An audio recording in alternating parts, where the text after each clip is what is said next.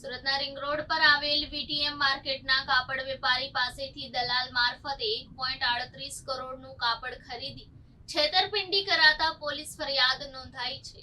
Surat smart સિટીની સાથે આર્થિક સિટી તરીકે પણ ઓળખાય છે। અહીં ડાયમંડ અને કાપડનો વ્યવસાય દુનિયાભરમાં મશહૂર છે। ત્યાં કરોડો રૂપિયાની છેતરપિંડી કરતા હોવાના કિસ્સાઓમાં પણ સતત વધારો નોંધાઈ રહ્યો છે। આવો જ એક છેતરપિંડીનો કિસ્સો પ્રકાશમાં આવ્યો છે। રિંગ રોડ પર આવેલ વીટીએમ માર્કેટમાં કાપડની દુકાન ધરાવતા પ્રદીપભાઈ ચકલાસિયા સાથે કાપડ દલાલે બે વેપારીઓના પરિચય કરાવી કાપડ ખરીદવા માટે વિશ્વાસ અપાવ્યો હતો।